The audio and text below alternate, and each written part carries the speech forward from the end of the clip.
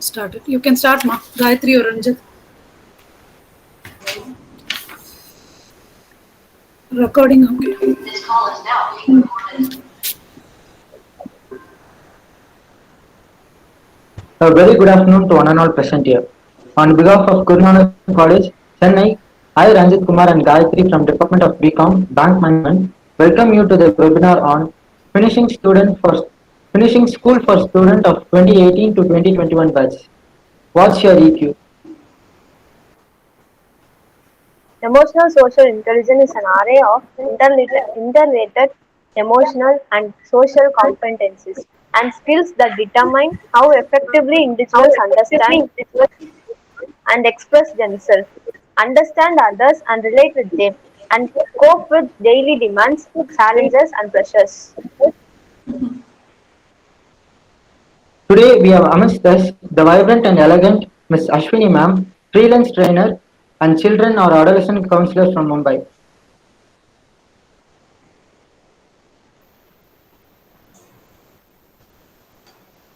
May I now have Dr. N.C. Rajashri, Vice Principal Ma'am, shift to address the gathering. Ma'am, please. Namaste. Good afternoon, everyone present. Good afternoon, ma'am. Very pleasant evening, and what a way to start the afternoon. It's going to be on emotional balance, and definitely students should learn this. Indeed, it's a great pleasure welcoming all the student participants. A special welcome to the resource person of today, Mrs. Ashwini, the Department of BM, good leader with a great team, always thinks about something innovative and different. So we are here to acknowledge that. I place on record my appreciation to the team and the leader for actually putting the information on time to students. This is the apt time for students to get ready for this. So you beautifully call it as a finishing school. I call it as a beginning school for the job. Okay, so they both actually go together seamlessly. So I wish every student who attends this program to get benefited by this, and beyond that, we should know how to balance. So even that will be touched upon, I think. So I'm really grateful and honored to be here, and I wish the department every success in all their endeavors. My special welcome to our General Secretary Correspondent, our Principal, who is really busy as of now. And on behalf of the department and on my own behalf, I welcome the resource person of today. So we are all eagerly waiting to get some points from you, madam. Welcome. Thank you so much for the lovely introduction.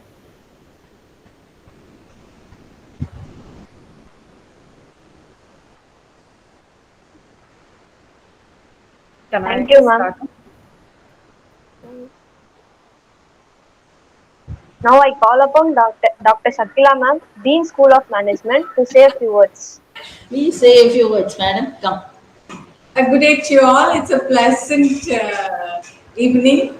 Good to see the resource person and the team coming together for an apt topic. Yes, with this COVID also adding to our rules, we have emotional issues going on. And I'm sure Madam Ashwini will address how we can overcome all these things. I think we should learn to be always cheerful, come what may. And I congratulate Dr. Rama and her team for coming up with such a nice topic and a program of this stature. And wishing all the best to the team, appealing to the audience to make good use of this program. And please note down all the doubts that you have. In case you have opportunity, you can place it in either in the chat or unmute and talk to the resource person. In case you think you are reluctant to talk now, Please make a note of your doubts. Talk to the head of the department, Ms. Rama, later on, and we will try and reach the resource person for you. All the best. Thank you, ma'am. Now I call upon Rama ma'am, Head Department of BCom Bank Management, to introduce our dynamic resource person to the gathering.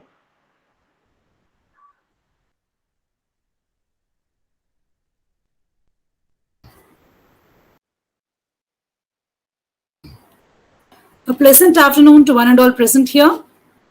I extend a hearty welcome to Ashwini ma'am and VP ma'am and Dean ma'am, and to all the professors and the students of Guru Nanak College for having made their presence today.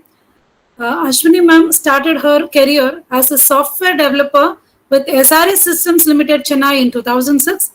She has served as a visiting faculty for IGNOU's Postgraduate Department of Management. She has served as Faculty of Management in Postgraduate Department of Management with MOP Vaishnav College for a period of 3 years. She has served as Head of the Department of BCom Information Systems Management at Guru Nanak College from 2015 to 18 for consecutive 3 years. She has worked as Technology Consultant for Cognitive Platform Solutions India Limited from July 19. Her role involves client handling, building proposals, client training, etc. Now, currently, she is a freelance trainer and children and adolescent counselor.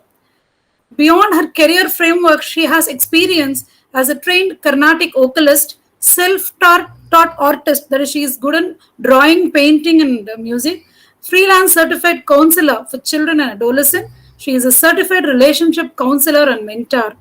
She holds masters in computer science and technology and masters in business administration from University of Madras. She has authored and co-authored empirical and conceptual research papers in various national and international conferences. She is passionate about working with young minds, innovation and delivery of education, learning various aspects of life, and working in a horizontal team structure and music. She has more, I have more number of pages to say about her, but due to paucity of time, I'm just cutting it short. And I'm very happy to see you, Ashwini, on this platform. Once again, I welcome you on behalf of the department and on my own behalf. Thank you. Thank you, Gayatri. Thank you, ma'am. Now we have Ms. Ashwini ma'am, freelance trainer and child, children or adolescent counsel. Over to you, ma'am. Before proceeding, I request all participants to kindly stay on mute. Don't share or present your screen, which will interrupt the resource person's presentation. You can post question in between the session in chat box or unmute yourself and ask in the end of the session.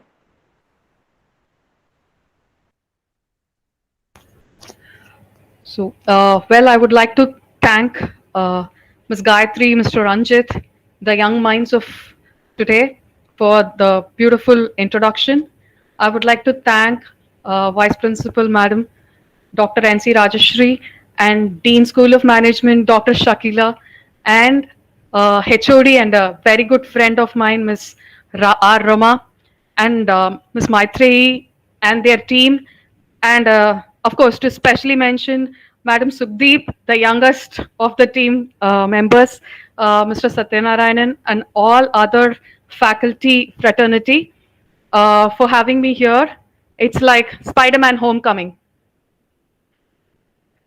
Okay, so GNC has been my home, I would say, not second home for the 3 years, it has been my home. Okay, I have been missing me GNC for some time, and I really thank from the bottom of my heart to Rama ma'am for having me here. It's really, really refreshing and energizing just to see you all in first place. Thanks for that. So, as Vice Principal ma'am mentioned, it is does not mark not only mark the end of your college period as a finishing school, but also marks a start period of something that's going to be thoroughly new, probably a roller coaster ride, probably a smooth sail, probably a storm sailed voyage. So a lot of unknowns. It's going to be there. It's there waiting for you, all of us. So let us now. I take this opportunity to bring in very little nuances in life that could help us achieve and cross over big hurdles in life. Ma'am mentioned that it is just it not only just start of the job, but it is the start of an entire phase of a new life. You're going to enter a new phase of life, and all of us do that. Probably every 2 years, 3 years, we all enter into a new phase. And how do we prepare for that? That matters the most, because there is no failure or success. It is the way we see things, way we perceive things. We all put in our efforts in various ways. At the end, we feel either emotionally drained, or when we see success, it just takes us to cloud nine, right? That encourages us to go further. Here in this session, I'm going to touch upon few things which will help us keep our balance intact. Whatever may come in your life, whatever you may face in your lives. All right. This is a very, very small step, or a very small contribution that I would like to make to the student fraternity, where it would help them, it might help them in their tough times. All right. So I would like to begin with my presentation. I would like to share my screen.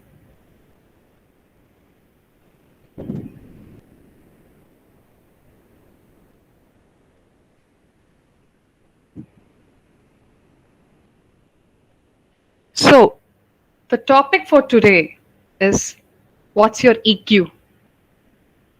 So when you say what's your EQ, it's like, can somebody come up? It's just not emotional quotient, EQ. I see it as equation for life. What's your EQ? Actually, for me, today we have come past the IQ, where the corporate world, people who provide us, career, used to check on our IQ. We have come way past the IQ. Now people are really interested in looking at what is our EQ, what are our emotional levels, how balanced we are, how good we are we able to manage crisis, and a lot of other things. So this is what we are going to analyze, rather touch upon today. All right. So what's your EQ? As human beings, we all have a few things that are common, whether we are Indian or an Asian or belonging to any part of the world. I'm talking about every being, not just human beings. Hunger, thirst, sleep, birth, death, emotions, these have always remained common across species. Now, the last point, emotions, is what makes us as humans. Probably other species also have emotions, but the way they express does not really impact the environment or the world. But human emotions has a tremendous impact. All right. So here we are going to try and find out what really emotion is and how we can balance it. We have all been talking, we would have used this word, being emotional. He's such an emotional person. She is such an emotional person. We have labeled people as emotional. But do we really understand what emotion is in reality means? Let's try and find out. Now, let's start with a small activity. Okay. Probably 1 second.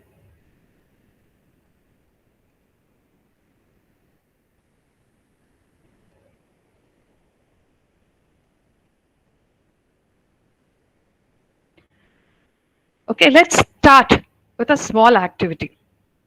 All of you are going to, tell me which is the sweetest word in the world.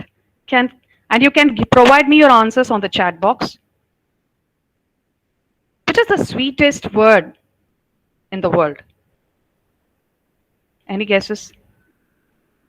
Ma'am, weakest or sweetest, ma'am? Sweetest.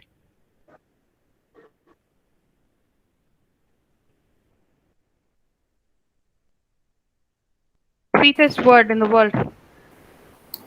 You can put it in the chat box too. You can raise your hand if you want to ask We something. started getting, ma'am. Monish has replied thanks. Vishwa has replied success. Yeah, I'm able to see that, ma'am. Yeah, okay. Is the presentation still visible to all Yes, of you? yes, ma'am. Yes. That's all. Thanks and success. Others can also list down something. What is the sweetest word for you, at least? Confidence. Welcome. Okay. Mom. Beautiful. Caring. Jay Kumar, I really don't understand that word. If you can retype it. Welcome. Okay. Fine. We have a fair list of words. Do you know? Happiness. Smile. That's beautiful. Okay. Peace. That's sweet. Okay.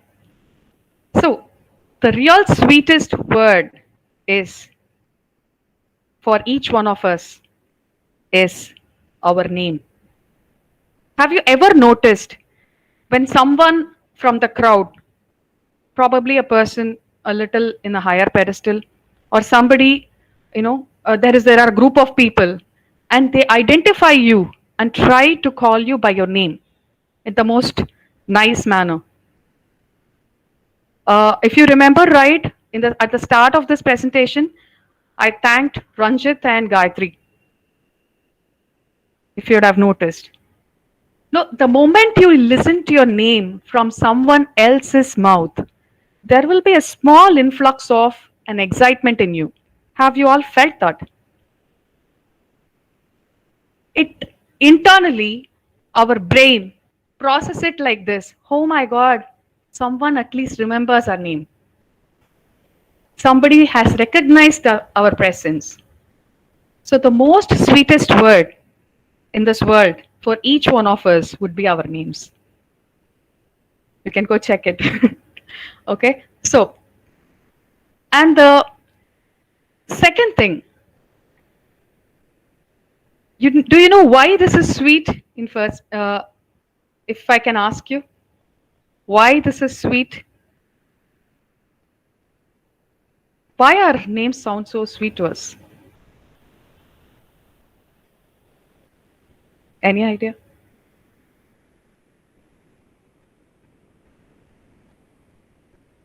True, it's dear to us because we mostly identify ourselves with names, isn't it? Our first identity is our name. So that gives us our identity. If you would have seen Maslow's theory of hierarchy in Principles of Management, you have those hierarchical. The first thing is the need of identity, right? So we try to associate our names with our identity. And that's why it becomes so sweet. Next time, try this. When you see a person, try to remember their name. And when you see them the next time, try to be the first one to greet them with their name. And you will immediately see a spark of smile in them.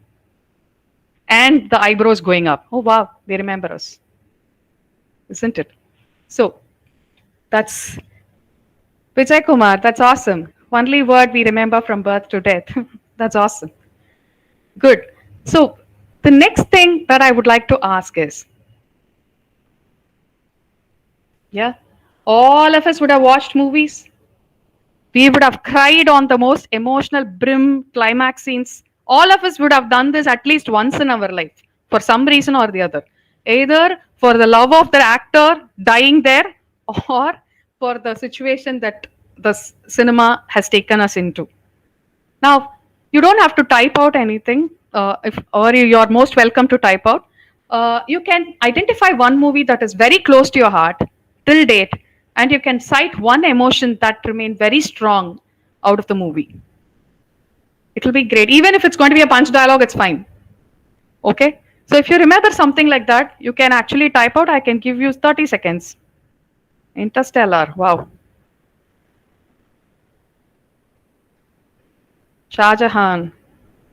Looks like a lovable person. Monish. Pasamalar. Oh, wow. Very emotional. 96. Aarti, I think you would be remembering 96 even after 5 or 6 years. Ashiki. Muri. Wow. That's a good. So everybody would have got attached yourself to that particular movie because of the strong emotion that it conveyed to you, isn't it? Emotion is a way to bond. Emotion is a way to connect. All right, that's what I would like to emphasize. Now, if emotion can be a way to bond and way to connect, why some people are branded as he's highly emotional, she's highly emotional?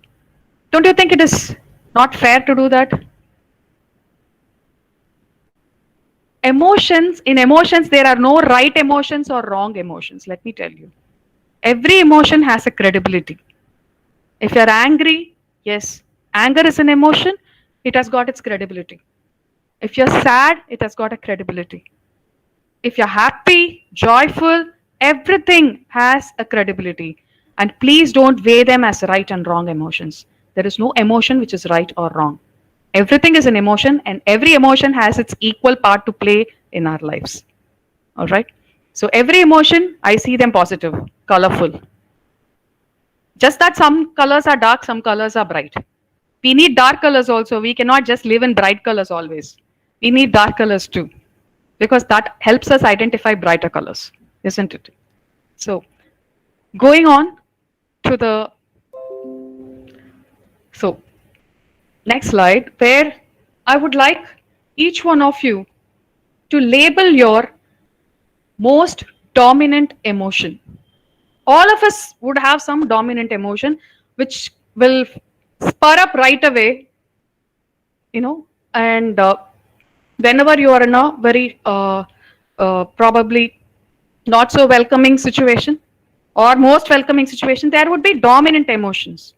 So if you can identify that dominant emotion and label them. Anger. Okay. I love this guy, Vijay Kumar. He's very, very, participative. Prasanna, happy. Monish. What does that clown mean? Anger. If you have got a lot of angry bunch, if I say that, then I'm wrong in doing that. Anger is also cool. Okay. So every person and dominant emotion, cool. Okay. That's depression. Now, depression is a condition. I would like to say that depression is a condition because of mixed emotions, which does not know how to manage it in itself. That's all. Depression is not an emotion. Smile. Smile is an act. The reason behind your smile is your emotion. It could be anxious. Very good. So anxious, we can become anxious. Anxious is something that we can associate with the future, always. And depression, something of the past. Of course, depression is not an emotion. It is something in the past. So we will touch about it. Okay, thank you, Monish, for the explanation. Funny. All right. Thing is, we all have one dominant emotion. Let me tell you what my dominant emotion is. I just, what to say, peace. If you can see the screen, there is a emoticon in the fourth column in the last row that identifies my strong emotion, peace. Okay. So whatever the situation, I choose peace because that is worthy than anything else in my life. That is my rule of life. Like each one of you would have your own rule. All right. Now we go to the next slide. So here we are trying to identify what is emotional intelligence, and thereby trying to, how to manage these things, how to get better at emotional intelligence is what we are going to look at. So, emotional intelligence comprises of these 5 things: self awareness, monitoring and managing your emotion, motivation. I have given self in the brackets with a purpose. I will come to that. And empathy and handling relationship. Let me tell you, at this juncture in time, it is extremely important to be self aware. We are all going through tough times. All of us, each one of us, without any discrepancy, without any exception, we all are having troubles. And with this COVID around, we are trying to pull ourselves out each and every day, because at the end of the day, our energy levels drop, our morale drop, everything drops, and we try to pull ourselves up the next morning with a little hope. So, first, let us deal with self awareness. And before dealing with self awareness, I would like to show you a short video or a story on self awareness. All right.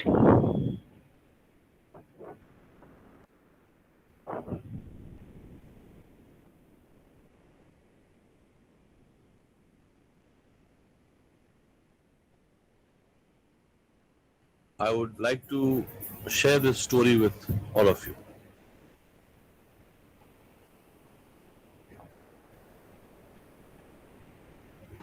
Ashwini, you have to present the screen. 1 minute, ma'am. I'm just coming to it.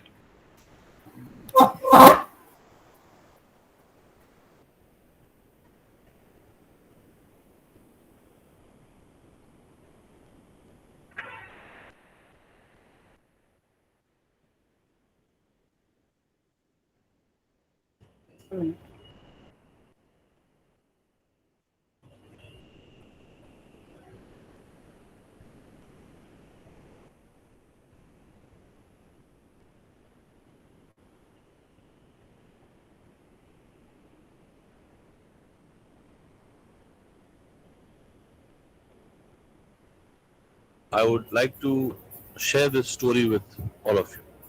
A king had many elephants, but one elephant was very powerful, very obedient, very skillful, and the best in the fighting skills. In many wars, he was sent on the battlefield and he would return only after being victorious. He was the most loved elephant of the king out of hundreds and thousands. Time went by and the elephant started getting old. The king did not send him to the battlefield anymore, but he still remained a part of the king's team. Because whenever the king saw him, he felt good, he felt happy. The elephant once went to the lake for a drink. His feet got stuck in the mud there and he started sinking into it. He tried a lot, but he couldn't pull himself out of the mud. People around knew the elephant was in trouble by the sound of his screams. This news also reached the king. There was panic because everybody knew he was king's favorite. The king reached there and all other people gathered around the elephant and made various efforts to get him out. But there was no way out. It was not all human. Listen. In the meantime, an old retired minister from the king's court was present. After understanding the situation, he spoke to the king and suggested that the battle drums be played around the lake. The listeners found bizarre. However, as soon as the drums of war started ringing, there was a change in the behavior of the troubled elephant. The elephant slowly stood up and then pulled himself out of the mud on his own. Everybody around was shocked. There wasn't a lack of physical ability in the elephant. Just the need to infuse enthusiasm within was required, and that was done. To maintain enthusiasm in life, it is necessary that humans maintain a purposeful thinking and mindset and do not let despair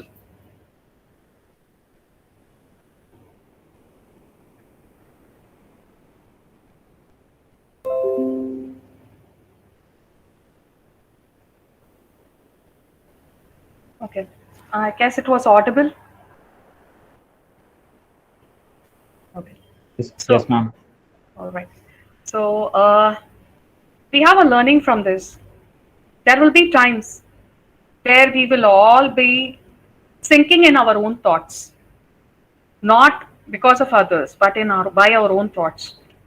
And sometimes we need some push, somebody to ignite us for us to fly high. Now, I consider this session as a small ignition to all of us, including me, for us to, get up and start running towards what we believe is going to be our goal or, achievement, aim, whatever it is. So this is a small step towards that. We all have strengths, but sometimes somebody has to remind us, oh my God, you can do this. Come on, go ahead, do it. Now that go ahead, do it word from someone close to you can make wonders. Not just for us. The same thing can be done by us to others also. When someone is down, just go pat him or her on her shoulders and say, don't worry, everything will be all right. Yes, things will take time, but everything will have to be eventually be all right. It cannot go on like this, isn't it? So this is what I wanted to communicate through this particular story, where we must be self-aware. We would know sometimes that we are sinking into our own thoughts. We will be held by all our past experiences that are not so comfortable, but it is us who's holding on to it. Now, let me tell you an example. I give you a glass of water and ask you to hold with your hand stretched like this. At the end of it, you have a glass of water. It wouldn't be a problem at all for us to hold it for maybe 1 minute, 2 minutes. Try holding it for, say, 10 minutes. It will not be a problem, okay. Half an hour, there will be a slight pain in the wrist. Then after 1 hour, your entire hands will start aching. Then after a few hours, your shoulder will start literally pleading you to keep the glass of water down. That is what is happening when we say we are feeling depressed. We are trying to bundle up thoughts in our mind. And it is us who's carrying it consciously. All we have to do is just say, I don't want this thing in my mind. My mind is not a recycle bin where I can keep all this unwanted stuff. I can always empty my recycle bin and keep it fresh so that it doesn't consume my processing power. Have you noticed this? Whenever you have a lot of stuff in the recycle bin on your system will start slowing down and saying that it is too much. Because it occupies so much of memory in the computer itself. The same thing is happening to us. The computer has been made by a human. So it is our technical representation, I would say. The way it is programmed, the way it behaves, everything is our own technical representation. So when you have your loaded recycle bin, obviously the computer would start deteriorating. Whenever you throw something in the recycle bin, go to the recycle bin, empty it. So which means whenever something bad happens to you, whenever something very unpleasant happens to you, there will be some corner in your brain which is used as recycle bin. Throw it there, and the next moment it should go out of that recycle bin, because it is not worthy to have a place inside you. Why should you hold it and give it so much of respect? Isn't it? Will we ever? All we do is, when somebody appreciates, that appreciation stands only for 5 minutes in our minds. When somebody criticizes, the mind rewinds, replays, and it keeps doing that either until that person comes and asks sorry with us, or we consciously move out of that relationship egoistically, or we consciously push things off and focus on what we are supposed to do.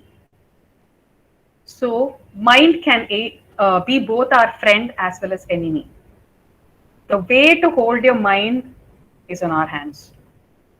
Seriously. It can play you a fool. It can make you or break you. So you should know how to control your mind. Because that's where all your emotion starts.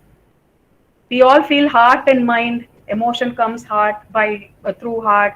Mind has got, it logically processes. Everything is in there only. All right. So it has its, portions in mind. where one part works on the emotions, one part works on the logic. All right. So we have to be clear what emotions and what kind of memories that we want to hold. And if those memories are going to hold you back from progressing, then it is not worth being inside you. Just chuck it out. So self-awareness is very important. The moment we know something is wrong within us, who else can tell it better than us? We have to be self-aware. So let us try and understand what further the self-awareness means.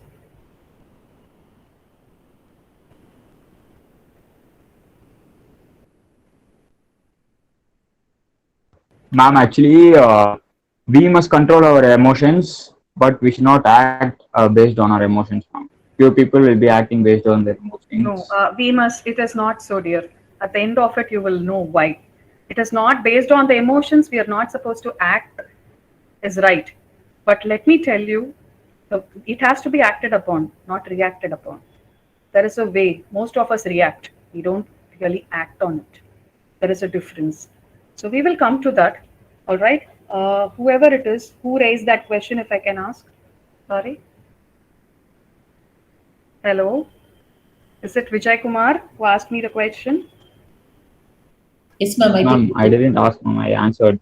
No, he was just pointing out. Vijay Kumar, yes, actually, I will let you know it was a right point, but then most of us do react. We don't respond. I will tell you about it a little further. Okay, thank you for being participative. So, if you just go through the blue box, that is the only thing that is factual and real. The only thing that gives us, at the end of the day, the satisfaction that we require is a thought that I have given the best efforts in my life towards the purpose I'm walking. So nothing else can, because the efforts is alone in our hands. The result is not in our hands because it depends on various other factors. But your effort, it is absolutely under your control. So when you are completely thorough and convinced that your efforts are 100%, then you can definitely take out that satisfaction that yes, I have given my best for this, and whatever happens will happen for good. With that thought process, if we are going to proceed each and every day, success is not far off, let me tell you. And with self-awareness is your inner voice. All of us would have felt that gut feeling. We would have all felt that gut feeling when we are about to take a decision on something. We would have felt our instinct, inner instinct, this might go right, this might not go right, and beyond that we will ignore and we will start doing, and we will end up seeing that it has not went off well. Now we have to trust our instincts, because our instincts never go wrong. And instinct that points out or pops out first. Tamil la pesalama? Any problem? Yes, ma, no problem. Okay. When Tamil, 12th standard படிக்கும்போது எனக்கு ஒரு Tamil teacher, அவங்க என்கிட்ட சொல்லுவாங்க, தமிழன் எப்பயுமே முதல்ல கரெக்டா தான் யோசிப்பான், அதுக்கப்புறமா வர தாட்ஸ் எல்லாம் தான் அவனை கன்ஃபியூஸ் பண்ணி விடும். ஆனா அவன் முதல் தாட்டை பிடிச்சிட்டு அவன் அதே லைன்ல போனான்னா அவனுக்கு வெற்றிங்கிறது கண்டிப்பா இருக்கும் அப்படிங்கிறது. நீ எப்பயுமே சூஸ் த பெஸ்ட்ல கூட பாருங்களேன், ஃபர்ஸ்ட் டைம் நம்ம கரெக்டா தான் யோசிச்சிருப்போம் ஒரு ஆன்சரை, அதுக்கப்புறமா இது கரெக்டா இருக்குமோ ஒரு சந்தேகம் வரும் பாருங்க. that will make us all do the sums wrongly and then find out the final answer to be wrong. நம்ம மாத்தி மார்க் பண்ணிப்போம். வெளில வந்த அப்புறம் ஃப்ரெண்டு சொல்லுவான், டேய் நீ கரெக்டா தானடா மார்க் பண்ணிருப்ப, ஏன்டா மாத்துனேன்னு கேட்பான். கடுப்பா இருக்கும், isn't it? So we should start believing in ourselves and listen to our inner voice. But point to be noted, எப்பயுமே இன்னர் வாய்ஸை சொல்லியே மல்டிபிள் சாய்ஸ் மார்க் பண்ணாதீங்க, நான் சொன்னேன்னு சொல்லிட்டு. Okay, so the next point is understanding and accepting and acknowledging your emotions. That is very important. இப்ப நீ வருத்தமா இருக்கியா, வருத்தமா இருக்கிறது ஒரு குத்தம் கிடையாது. கோவமா இருக்கியா, கோவமா இருக்கிறது ஒரு குத்தம் கிடையாது. It is not wrong. Every emotion has got its space. So you should understand that I am angry, yeah, and you should start accepting that. So and acceptance varama irukkiradhukku there is ஒரு barricade, அந்த பேரிகேடை வந்து உடச்செறியணும். What is a barricade அப்படிங்கிறது we'll see in the upcoming slide. And when we start accepting and understanding our own emotions and start acknowledging, it's okay. It is this all is well concept that you would have seen in Nanban, 3 Idiots. So all will be well. And then just proceed on. That's how, you start moving in the right direction. So respecting, the fourth point is respecting self, thereby gaining the other's respect. When we don't have respect for ourselves, we can never expect that from the other person. Not at all possible. So what does that mean? Self-respect is not like whatever I do is right. No, that's not self-respect. That's not what I mean by self-respect. It is like you don't have to be feeling higher than somebody, or you don't have to feel lower than somebody. Everybody is equal. Okay? Humanity, as humans, we are all equal. We are all in the same plane, human being. All right? So respecting self, you respect yourself well. How you carry yourself, how you dress. If you're not bothered, you would just walk into your office like the way you want. But when you respect yourself, you will start wearing, proper formal ironed clothes, not really, going beyond or violating the rules, code of conduct and all that. So when you do and respect your time, very important, because all of you will be stepping into corporate world. There will be a lot of people who will while away time, sorry, with due respects, because there will be seniors who would not have as much work as you will have, but they will come and ask you, come, let's go out for a tea, coffee break. And what will happen eventually? You will be, stuck up in your work without finishing it, or having backlogs. While the other person, we do not know, he might have completed and then asked you for a coffee or tea. So you should tell them, now this is the time where I check my emails. This is the time I will go for a break. Supposing you badly need a break, that's fine. That can happen once in a while, not regularly. But when you fix up your own time and respect it, everybody else will think before coming to you and just casually pulling off your work or doing anything. Respect yourself, respect your time, very important. And commitment to self before commitment to others. This I believe totally. 60 to 70% of the population, right? We do things at the last minute just to fulfill our commitment towards others. Are we committed to ourselves first? Are we doing things the way it has to be done? If I feel I should have done this at this time, then I should have done this. If I'm not respecting my commitment, who else will? If you're not respecting whatever you have promised to yourself, who else will do that for you? So if you're committing something to somebody else, check with yourself whether I will be able to commit this. If I'm committed to myself, will I be able to do this? If the answer is yes from your inner self, you can just go out and say, yeah, I will finish this within this particular deadline. So you got to be self-aware. You got to know your capacities, know your limitations, and please don't say yes when you cannot do something. Please be open.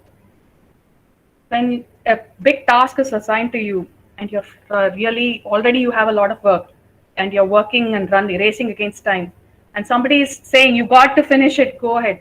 And if they are dependent on you for that work to be completed, and you say yes and you get it, grab it, you sit all day and night, and if you're not able to, if you knew the fact that on getting the task itself that you will not be able to finish it, kindly tell them in a polite manner, sorry, I will not be able to complete it, because that will resolve all future complications. When you say yes and accept it and you're not able to do, it will have a cut down on your professional image. It will have a cut down on your personal image too. So if you cannot do it, humbly tell them it cannot be done now. Maybe later. You can give them options based upon your availability, based upon your capacity. But you got to be transparent. It is very, very important to be transparent, and you should honor your commitment once you give it. And for honoring your commitment, if you are going to slog, that is going to tell upon your emotional levels. It is going to tell upon your physical health, mental health, psychological health, and everything. So, with a simple no, you can actually avoid all this. No, not this time. Saying no is not a crime. Understand that. It only tells the other person that yes, this person is so transparent. It works so well in the corporate world, let me tell you. Instead of cutting a sorry figure later, it saves a lot of effort, a lot of money, lot of people's face. So please stand by your commitment. If you have to say no, say no. If you can say yes, say yes. And there is also one more sentence which I would like to emphasize. Always do an under promise, over deliver. Which means always have buffer time. If a task is given to you, tell them if it has to be done in a day, just take at least an extra day and say it can be completed in 2 days. Well, if you're able to complete it within half a day, anyways, you're going to get the praise. But if you say I can complete it in half a day and you're not able to finish even after 2 days, you will be in deep trouble. So, commitment to self before commitment to others. This is very, very important as part of self awareness. All right. So, I'll move on to the next one. So, managing emotions. Emotions, we all know we are angry, we are sorrow, we can be happy, anything. But how do we really manage?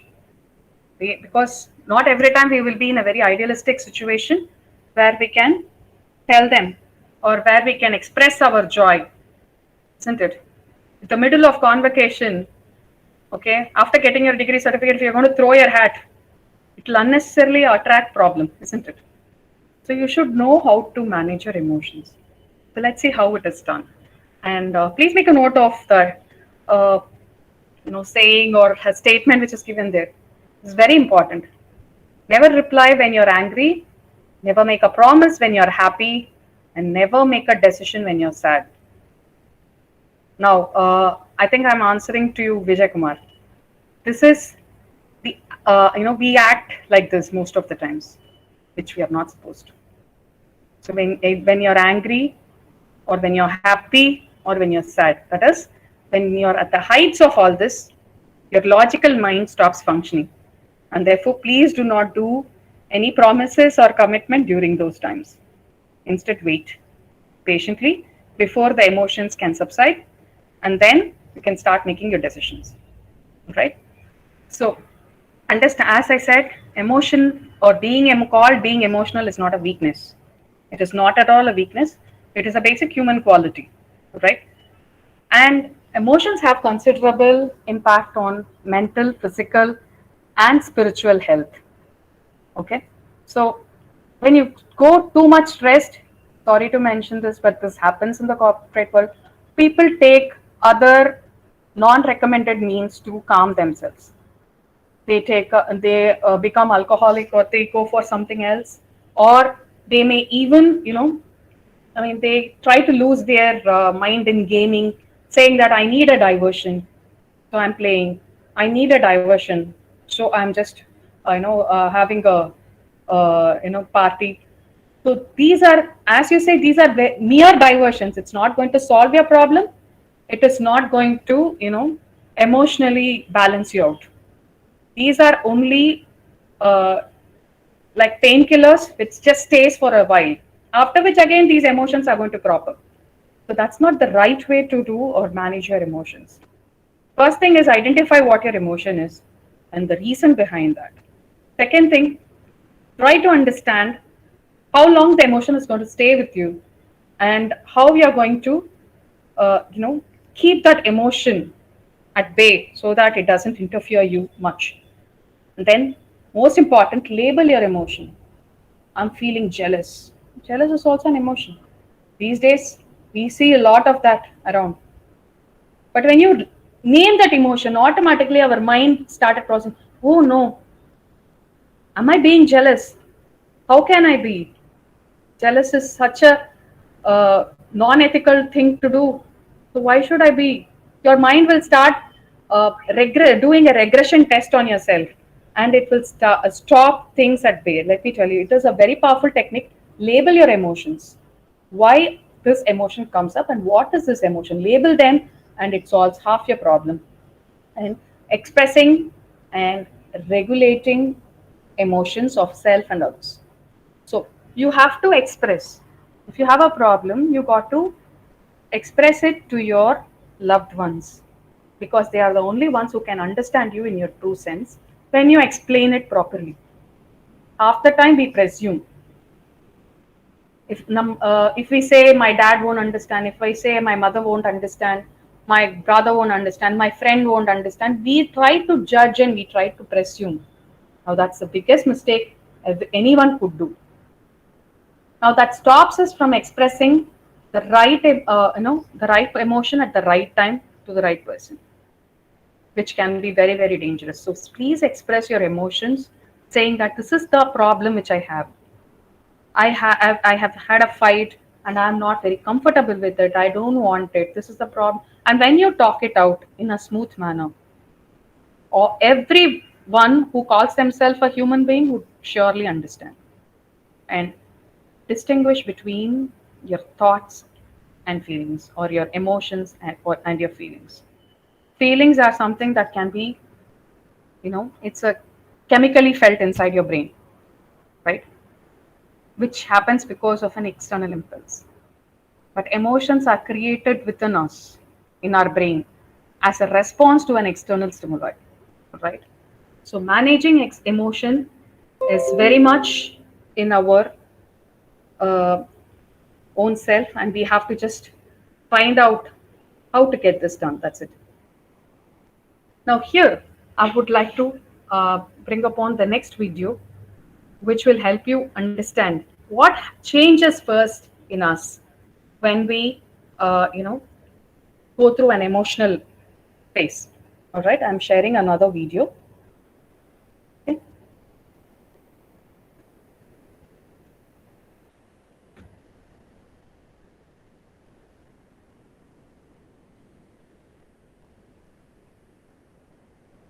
The first thing you learn at monk school is learning how to breathe. I said, what? He said, because we're taught that the only thing that stays with you from the moment you're born to the moment you die is your breath. All your friends, family, the country you live in, all of that's going to change. The only thing that doesn't change, that stays with you from the moment you're born to the moment you die, is your breath. And he said, notice, when you get stressed, what changes?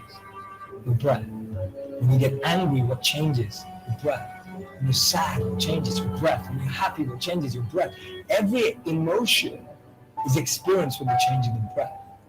So he said, when you learn how to navigate and manage your breath, you can actually navigate any situation in life. And then I remember researching it and noticing how athletes were taught how to breathe, musicians, singers, especially those who play wind instruments who have to reach really high notes. They're all trained how to breathe because they have to use their breath in challenging, stressful, pressureful situations. But that's what, so are all of us. You've got to go on stage in front of 10,000 people. You've got to go do a concert. You just lost a deal or a contract.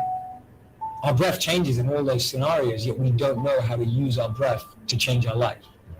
And so for me, that was a huge learning point where I just thought, wow, that's what you're taught. The priority is on the root of things, not the leaf of the symptoms.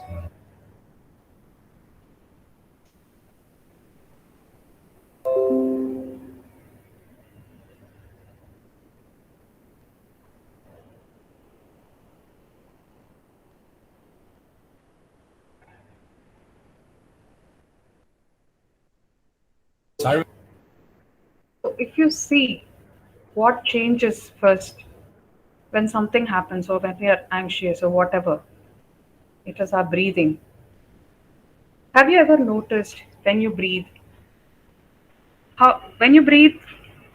just keep your palm on your stomach just for a moment and feel when you breathe, is your stomach coming out or going in? Just for a moment, try this. can type it out if you want. Is it coming out or is it going in as you breathe?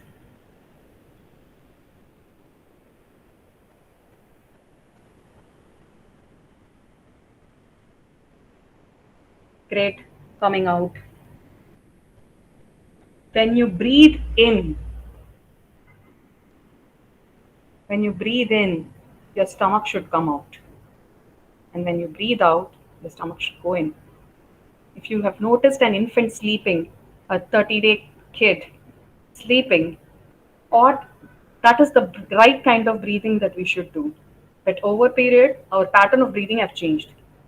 When we breathe in, we tuck in our stomach most likely, and when we breathe out, our stomach comes out. That's not right. Okay, so breathing changes. The first thing in the body that changes whenever you have an emotional spark or something, the breathing changes. So when you know to control your breathing, when you know to, even people who learn swimming or go for running for the first time, they'll find it really hard to, manage with their breathing. They will be panting badly. Okay. So when you practice over time, all the athletes, if you see, their breathing will be so rhythmic. It will be so rhythmic, and it comes out of practice. Same as with us. When their normal situation changes, our body responds to our breathe. And when we start, training our body to breathe right at every situation, any situation is manageable. Okay.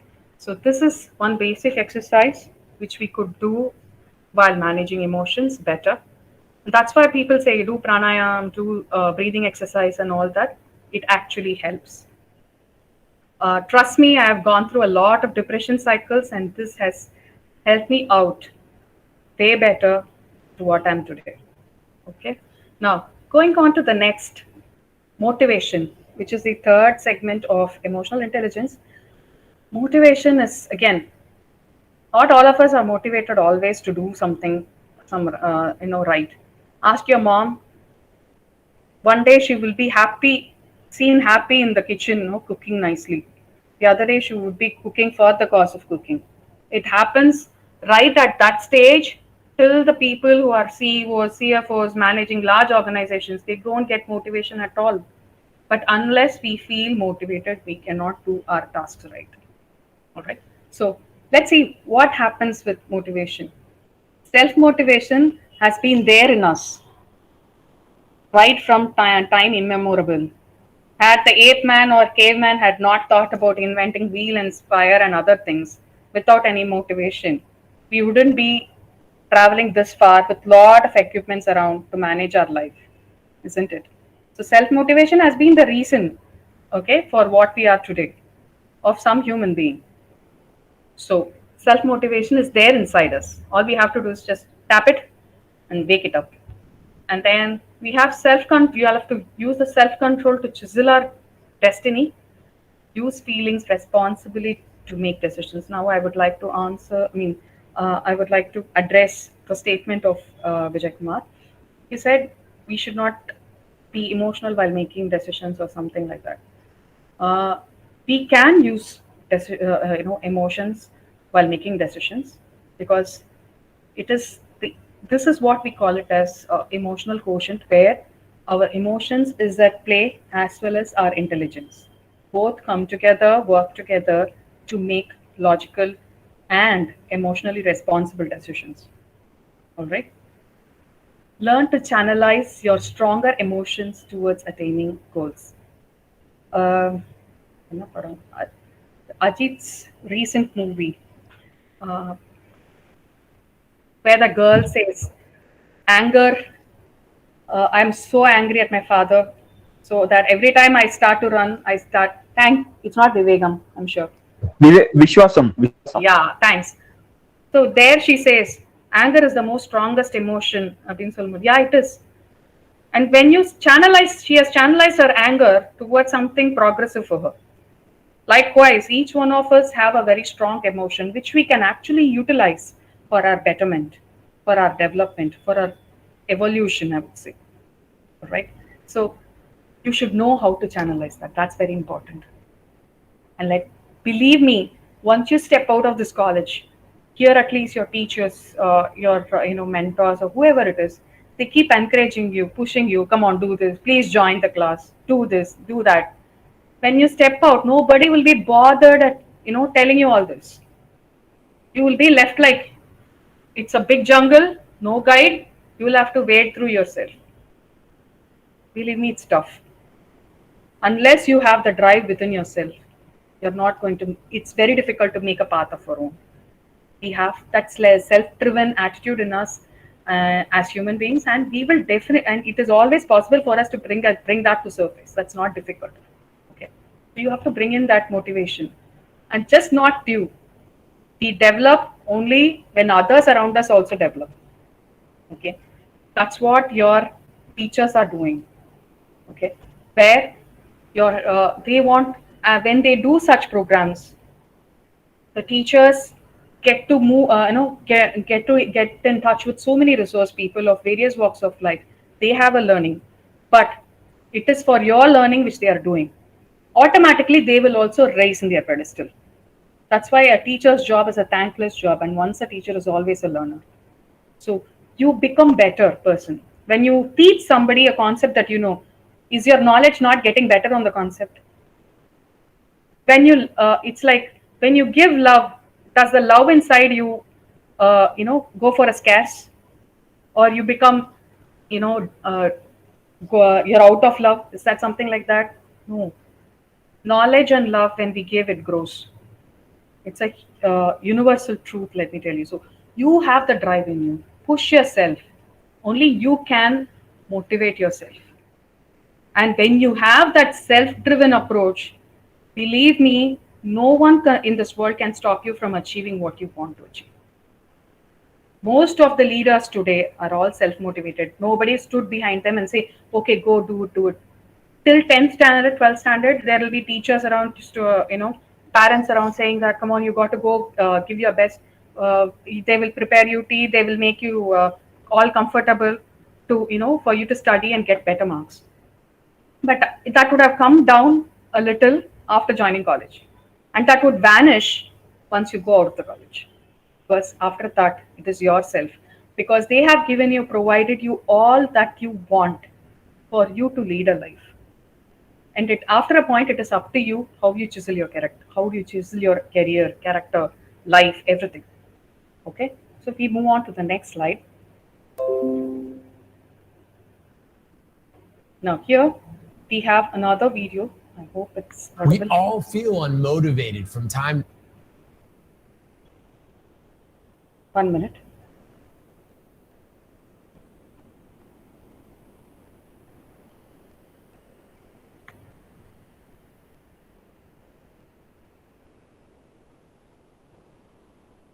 We all feel unmotivated from time to time. It happens to the best of us. Sometimes we just aren't inspired to give our best effort. Maybe we're feeling undervalued or overworked, or maybe it's feeling underappreciated or just too exhausted. Whatever the reason, what's important to remember is that whenever we don't give it our all, it's our own future happiness that we're hurting, not anyone else's. I remember hearing a story about this construction worker who had been building homes for a lot of years and was ready to retire. He told his longtime boss about his plans to spend more time with his family and live a more relaxed, fulfilled life. The boss was disappointed, but after some thought, he asked the worker to build just one final house. The worker wasn't happy with this, but he agreed to build the house anyway. His heart just wasn't in it like it used to be. He ended up using cheap materials and didn't do his best job. When at last the house was complete, the boss came to see the finished house. The boss looked around the house, and just before leaving, he hands the front door key to the worker.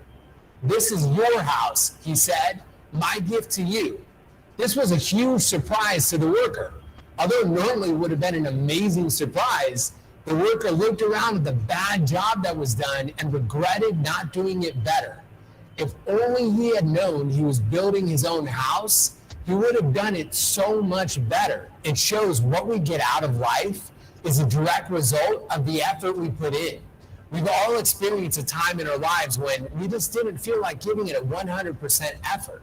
A time when, just like that carpenter, we knew we could get away with doing less than what was expected of us. Maybe we're at the gym, and instead of focusing on training, we're on our phone, focus on what's trending. Or we feel unmotivated at work because we feel we deserve more recognition or more compensation. Or we stop doing little things in our relationships, like getting flowers and open doors, because we feel tired, too busy, or underappreciated. But the only person that ends up losing is ourselves, because the life that we have tomorrow, whether that's our body, our career, or our relationships, greatly depends on the effort that we put into our actions today. Henry Ford once defined quality as doing it right even when no one is looking. But the truth is, someone is always looking, you. So let's hold ourselves to a higher standard and give our best effort every single day. Because the quality of our effort ultimately determines the quality of our lives. And whenever we're tempted to give less effort than our best, we can remember the carpenter's mistake and ask ourselves, am I building my best future? Is this really the house that I want to live in?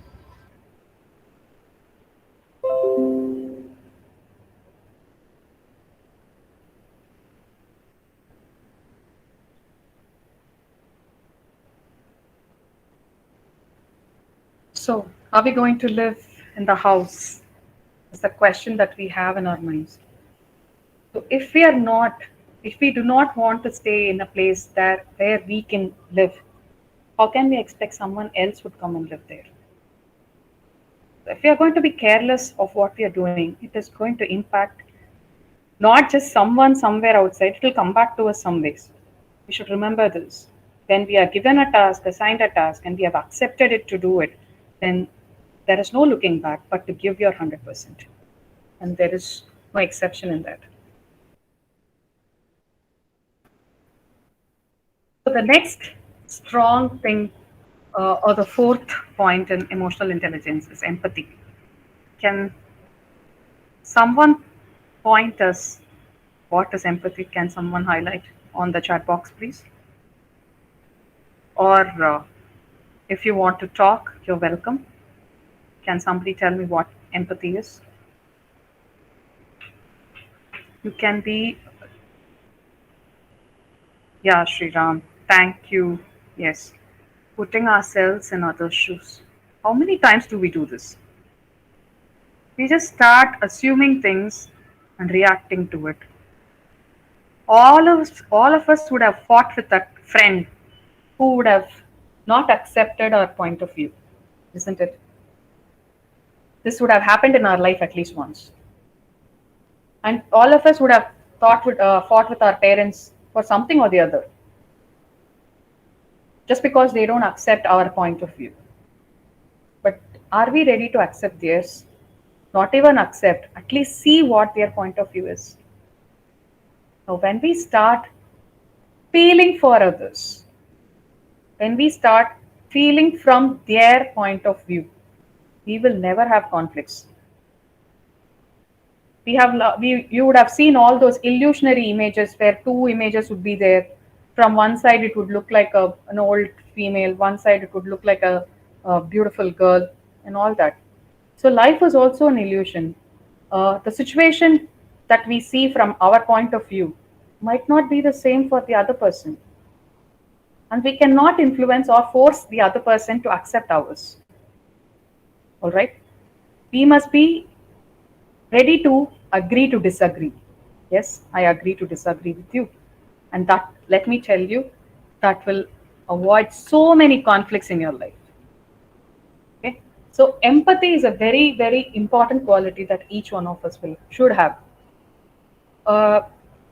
When we meet a little dog which is getting drenched in the rain, most of us would feel, oh my God, pavam irukku, kashtam irukku. We will feel all this. But how many of us really get down and try to help it? The dog doesn't want our sympathy, it wants our empathy.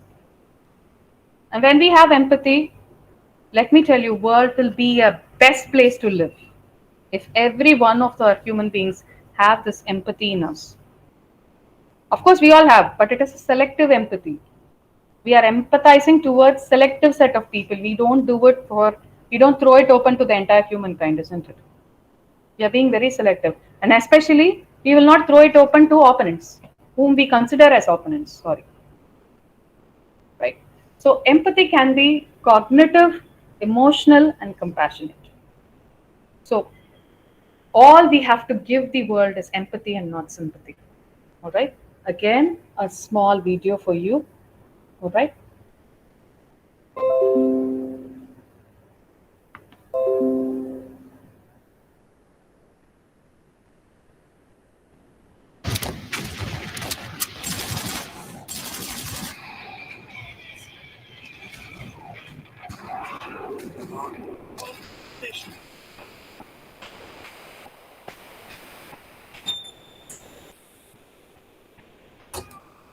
Hey, sweetie. Sorry I got home so late. I got to pick something up after work. It's such a beautiful day outside. You should get some sun inside.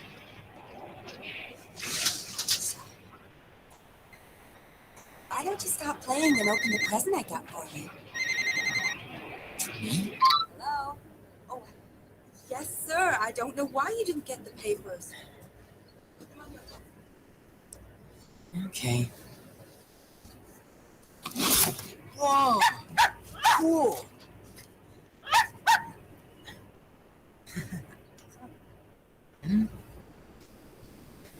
Ugh. You gotta be kidding me.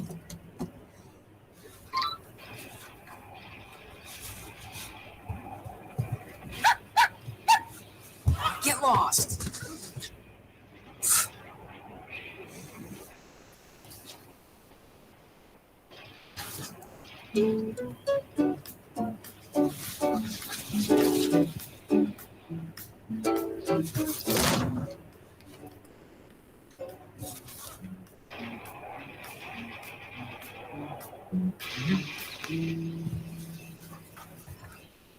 God.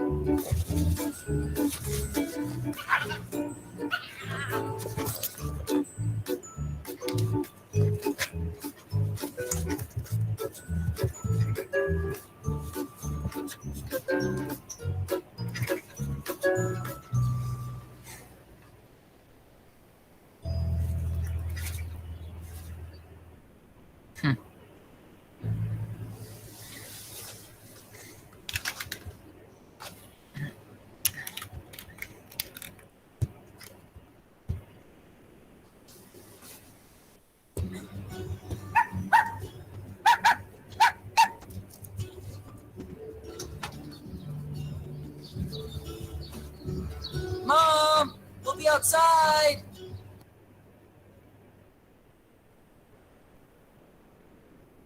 So, the boy who is also differently abled does not initially empathize with the doggy there, but later, when this arrogance, ego turns from sympathy to empathy, life becomes beautiful, isn't it? Actually, we didn't see the video. Oh, why? I don't know.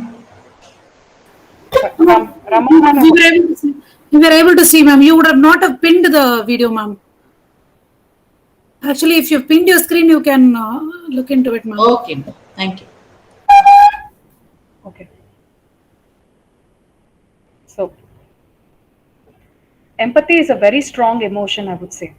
And if you can empathize with the rest of the beings around, it could be a plant, it could be an animal, it could be your own loved ones. Life becomes really beautiful, let me tell you.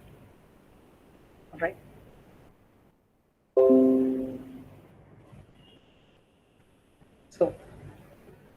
Now, are we ready to empathize with the rest of the world? Let's try.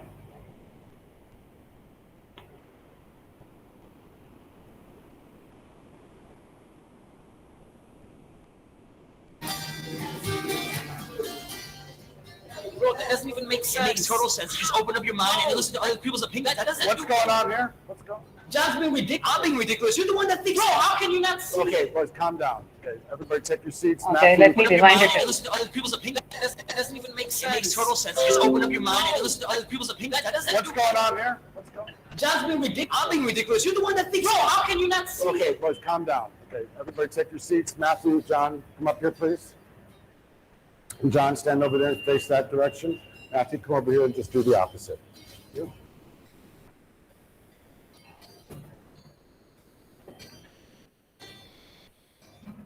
Boys, turn around. John, what color is the ball? Ball's white. Seriously? Bro, you just like making things difficult? Well, what color do you say the ball is? Black. The ball is black, clearly. I don't know what you see around, but the ball is white. Without looking at the ball, I want you to both switch places.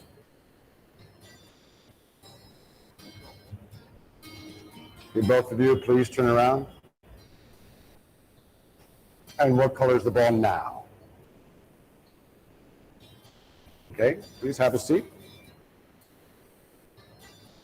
Throughout our lives, we believe many things, and we hold dear what we think is right and true. But at times there'll be others who disagree with us. What we believe to be 100% right, they believe the opposite just as strongly. How can that be? Can't they see? We can become frustrated, we might grow distant, we may even sever relationships entirely. Slow down. Breathe. Step into the other person's shoes. Make all the difference.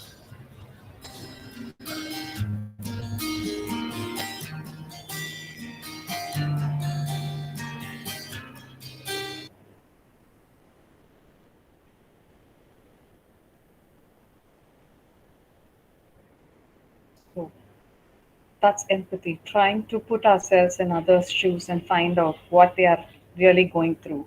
And then we will stop reacting to it. Right? So the last part of emotional intelligence is managing relationships, which I agree most of us struggle in one way or the other in maintaining them. You know, to start a relationship is pretty simple. A hi, hello would do. But to develop it and maintain it and maintaining it beautifully is very, very challenging, let me tell you. Not just at home, but office spaces, social circles, everywhere. Because we drool in our own thoughts. Instead of understanding the facts, we drool in our own thoughts. And this is the reality, unfortunately. So our mind is so tuned that we are always right. Not the other person is wrong, but I'm right in whatever I say. So when we stop that thought and then just twist a little and see what actually the reality is, then we would change our opinions. Unfortunately, most of us are not very open to changes. The first thing that our brain signals to any change in our environment is resistance. Our mind is so tuned to the to the comfort level that we are in. In case of any change, we resist. We resist for anything and everything, but that's not right. Unless we change, there is no development. So all this, I told you, there is a barrier for acceptance, and that acceptance happens to be the strong three-letter word, ego. If we can let go of our ego, life is bliss. We cannot, isn't it? At least we can at least stop ego from dominating us. That we can always do if we become emotionally aware and emotionally intelligent. We can at least put ego in its place and do what we can and avoid it being dominant on us. Right? So we have A few more minutes. Sorry.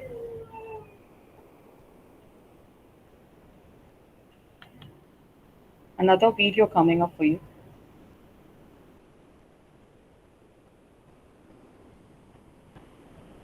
What is the ego?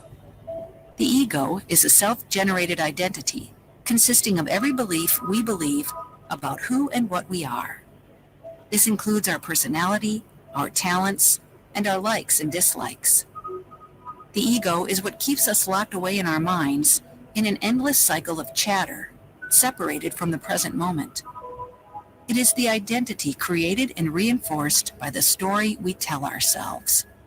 Our stories are, however, just that, stories. They do not make up who we are. Eckhart Tolle says, the most common ego identifications have to do with possessions, the work you do, social status and recognition, knowledge and education, physical appearance, special abilities, relationships, personal and family history, belief systems, and often nationalistic, racial, religious, and other collective identifications. None of these are you.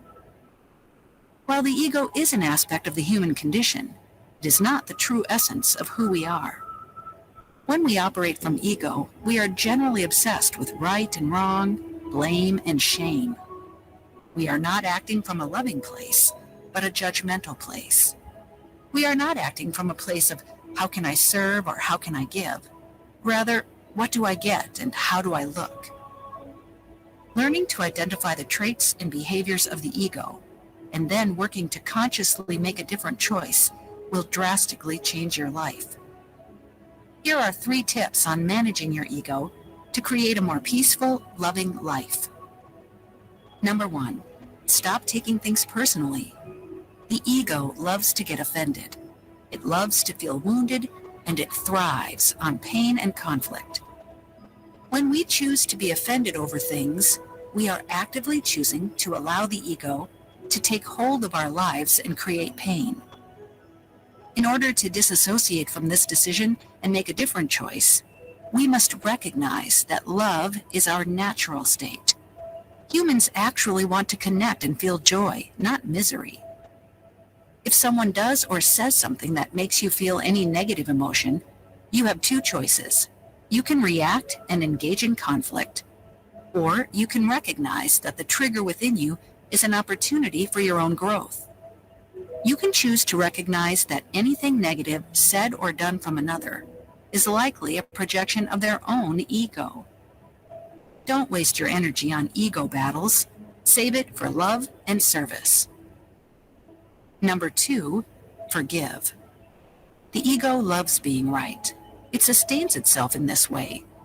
The problem is, it also keeps you from doing what you need to do to move closer to love and truth. The ego is sort of like a weed in this way. It may have pretty flowers for your inner garden, but if left unattended, it will choke out all of your other plants and leave you in a big mess. When you forgive, you allow your heart to open, and you separate from the need to be right and instead choose love. This is functioning from your true self. Forgive others and forgive yourself too. Number 3, let go and observe. Let go of trying to be right, trying to win, trying to be seen, trying to be heard. Instead, observe. The ego wants to prove itself and jump up and down to gain love and validation. Our higher self doesn't need validation. Our higher self knows that it is love. By becoming aware of the ego and its need to be seen, heard, and acknowledged, you open up space to be seen and heard without expectation. By observing without expectation, you then see things as they are. You see people as they are, rather than through a projected sense of lack, because they are not matching up to your ego's demands. In this space, there is also an opportunity to sit back and observe as to who or who is not functioning from a place where they can offer themselves up emotionally to give love, acceptance, adoration to you. This means we let go of controlling people in an attempt to have our needs met. This is freedom. Eckhart Tolle said, "The moment you become aware of the ego in you, it is strictly no longer the ego, but just an old conditioned mind pattern." Ego implies unawareness. Awareness and ego cannot coexist. There is no denying that the ego serves its purpose, but when the ego becomes the dominant process of your mind, you fall out of alignment with your true self. With practice, you can learn how to manage your ego better and create a life that feels more peaceful, loving, and authentic. As Gandhi said, "When the ego dies, the soul awakens." Let your ego die, a little more each day, so your own soul can awaken and grow, so your freedom and joy can grow, so your peace can come forward. Bless your life by letting go of your ego.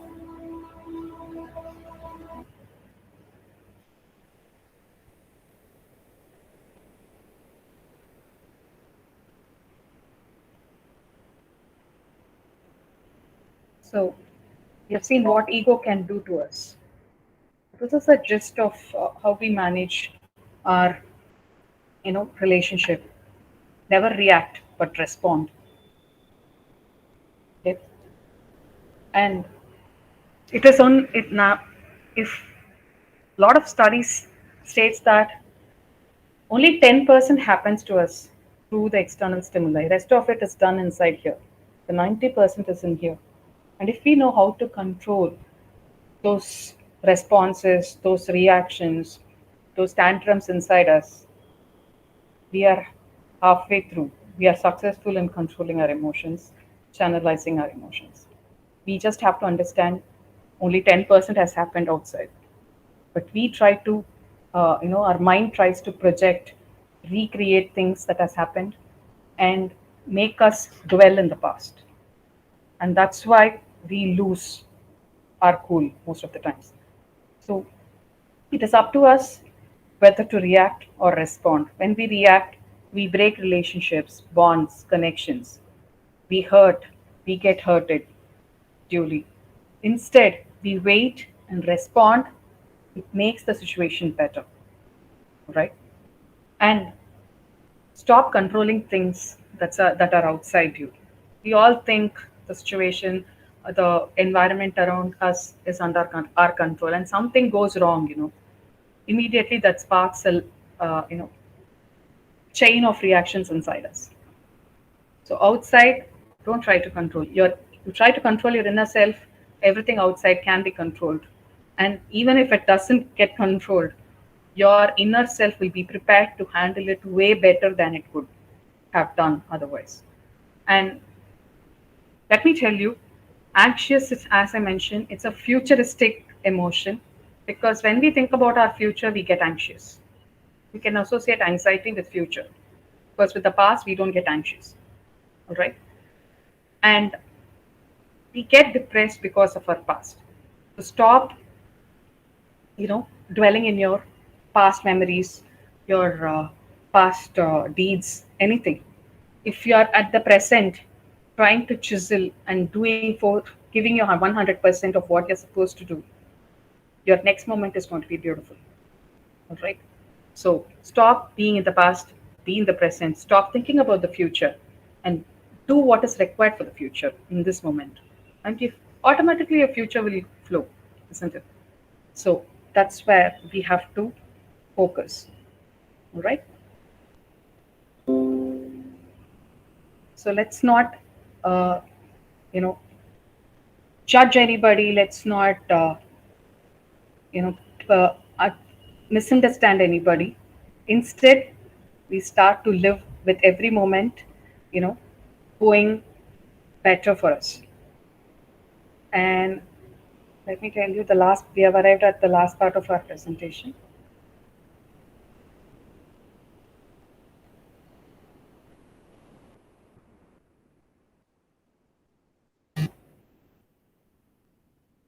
Okay, now this is something which I wanted you to watch, one last video. I think you will all agree to watch.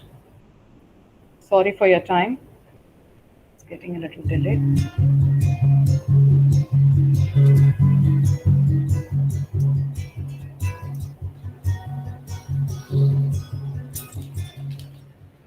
Who would like this $20 bill? I'm going to give it to one of you, but first, let me do this. Who still wants it? I do. What if I do this?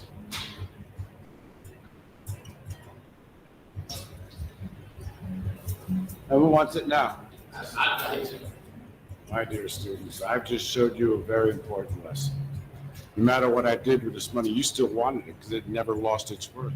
It's still worth $20. Well, there are many times in our lives when we feel like life has crumbled us up and ground us into the dirt. We may make some bad decisions or have to deal with some poor circumstances. And sometimes lives can make us feel worthless.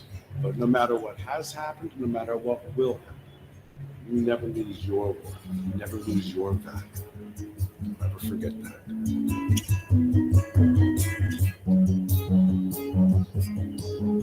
So remember that we all have our self-worth. Do not, be deprived of it at any point. And you know that it is there inside you.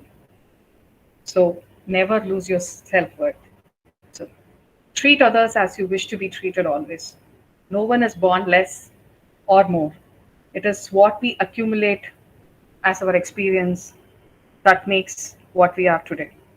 So let us accumulate nice things, nice experiences, hard lessons, and everything that will chisel out the best in us. Okay? And each of us is gifted with something unique. Each of us. Believe me, every being in this world is gifted with something very, very unique. And therefore, we all stand equal with that quality. Try to bring that out. Try to surface that out and then, try to nurture it. It could be anything, right from singing, gardening, it could be anything. Now that can help you balance out or keep your emotion and your inner self at a complete balance. All right? Now this is a competency map. It's pretty technical, but it summarizes whatever has been discussed so far with all the other slides. So I don't want to go into this boring slide further. Being human is to be happy. So let us, if in case we have a problem and we need a solution, we should first cut off ourselves from the situation, stand out as a third person and start looking for a solution, because we all are good advisors when it comes to problems for others, isn't it? When somebody else reports a problem, we'll be the first one to jump in and say, give ideas to solve it. Okay? The same thing we can do it to ourselves. When we are into a problem, cut yourself off from that problem. We look at the problem as a third person and start advising your other self, saying that this is how the problem is, now this can be solved this way, instead of drooling inside the problem. And we will all be facing with that situation in life anyways. Okay? Start being kind to yourself, thereby spreading it to others. Always address the root of the problem instead of, touching upon the leaves, because when cause is treated, everything else gets better. We have always looked for development so that we could be happy, isn't it? We invented phones, we invented Android phones, whatnot, just to make us happy and comfortable, isn't it? But with all this, if we are not happy, then we should understand the happiness is not there in those gadgets or in development. The happiness is within ourselves. We should realize to be happy. We should look at simple things and find happiness, and never overlook small happiness in life, like a pretty flower, a cute puppy around, somebody with a beautiful smile. All right. So try not to miss out on those small things, because to me, small is significant. Right? And best thing is to keep learning, keep on learning. Whatever you want to learn, keep learning. That will keep you away from mood swings and depressions and other things, emotions. And that's it. Lead life with Hakuna Matata, which means no worries. And when life throws stone at you, try to collect them and build a castle for your own. Right? We can always do that. So that's it for today. Thank you so much for the opportunity. If I've taken time of yours, extra time of yours, I'm extremely sorry for that. Pardon me for that. Thank you so much.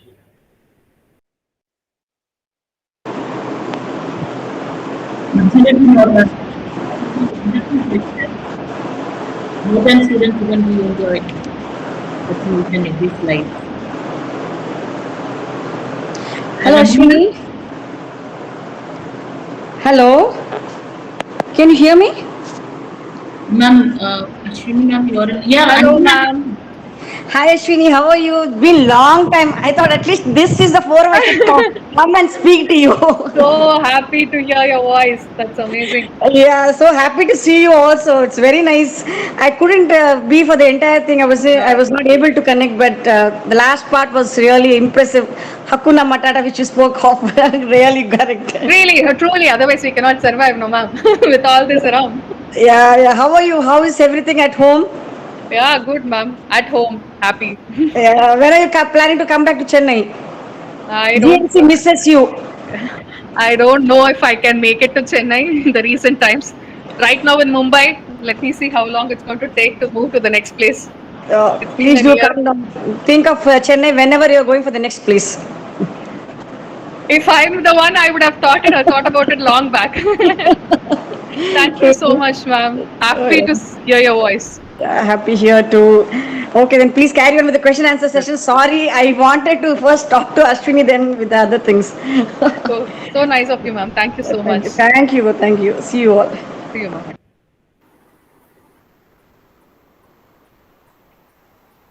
All right. Ranjit?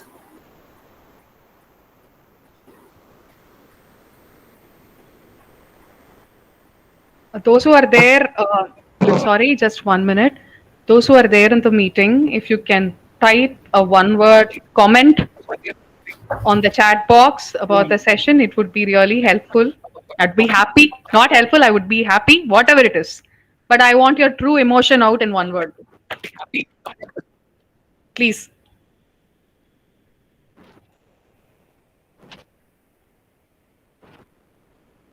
Over to you, Ranjit. Others, if you can give me the comment on the chat box, it would be great.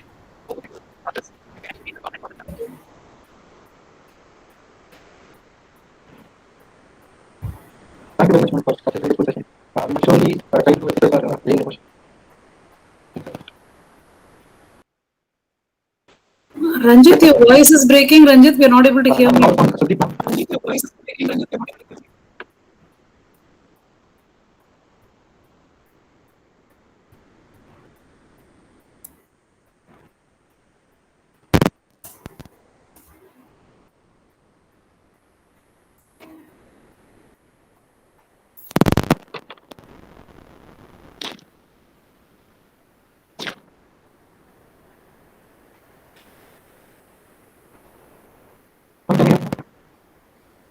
Ranjit?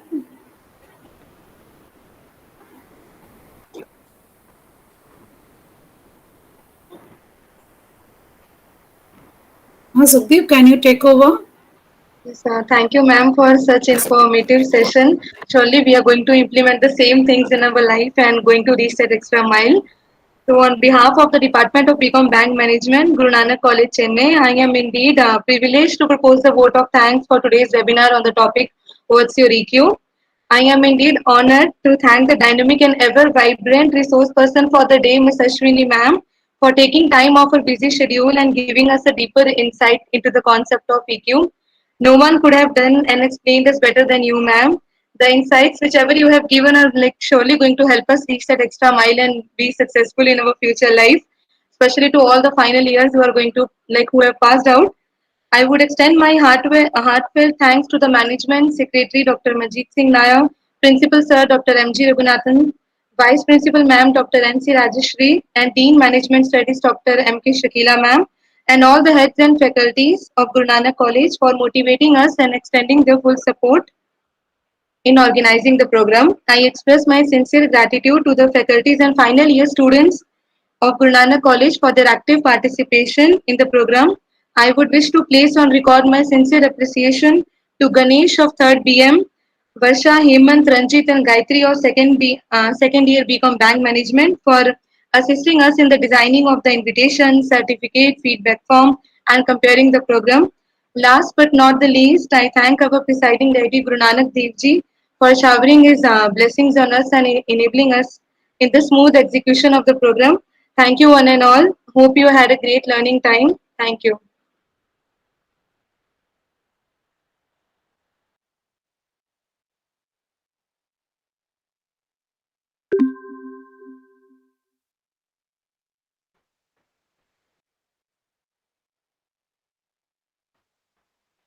Feedback link I'm going to post now.